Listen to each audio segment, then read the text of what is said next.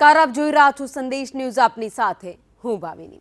મહત્વના સમાચારથી શરૂઆત કરી. જમ્મુ કાશ્મીરમાં ફસાયેલા ગુજરાતના પ્રવાસીઓ જે સુરક્ષિત છે. બનાસકાંઠા અને ગાંધીનગરના 50 લોકો ત્યાં ફસાયેલા છે. જોકે આ તમામ લોકો સુરક્ષિત છે. રાત્રે 10 વાગ્યે લોકોને જમવાની વ્યવસ્થા પણ કરવામાં આવી હતી. તો આજે ચા નાસ્તો કરીને નજીકના કેમ્પમાં તેમને લઈ જવામાં આવ્યા છે. નેશનલ હાઈવે ખુલતા ફસાયેલા લોકોને જમ્મુ લઈ જવામાં આવશે.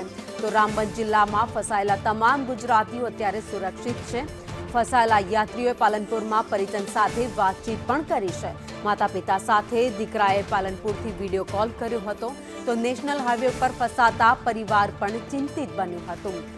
તો જમ્મુ કાશ્મીરમાં રામબનમાં જે રીતે વાદળ ફાટ્યું ત્યારબાદ તારાજીના દ્રશ્યો પણ સામે આવ્યા. અનેક મકાન ધસી ગયા, અનેક દુકાનો પણ ધસી ગઈ. આ સાથે ઘણું એવું નુકસાન પણ થયું છે.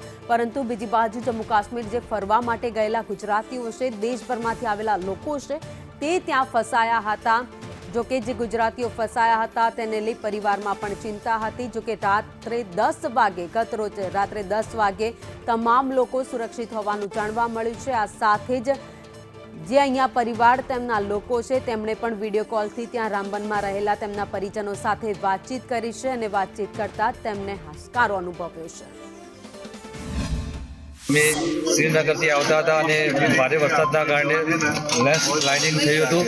તો અમે બનાસકાંઠા કલેક્ટર સાહેબ મેહુલભાઈ પટેલ સાહેબનો કોન્ટેક્ટ કર્યો હતો અને અમને જમવાની અને પાણીની સુવિધા મળી ગઈ છે અને અમે પૂરી રીતે સેફ છીએ. અત્યારે વાત થઈ તો ત્યાંના આર્મી દ્વારા ખાવાની સગવડ પૂરી પાડવામાં આવી છે. અને સરકારને મારી વિનંતી કે જે જીવન જરૂરિયાતની જે વસ્તુ છે હાલ પૂરતી જવાની તાત્કાલિક પૂરી પાડવામાં આવે અને ત્વરિત ઘરે જઈને પહોંચાડે એ મારી નમ્ર વિનંતી. પહેલાં ફોન આવ્યો ત્યારે મને કીધું કે જે ઘટના ઘટી છે એ અમારાથી 10 કિલોમીટર દૂર છે. એટલે મને થોડુંક રાહત થયું, પણ આકત બી લાગે. કીધું કે જલ્દી વહેલા ઘરે આવી જાય તો સારું.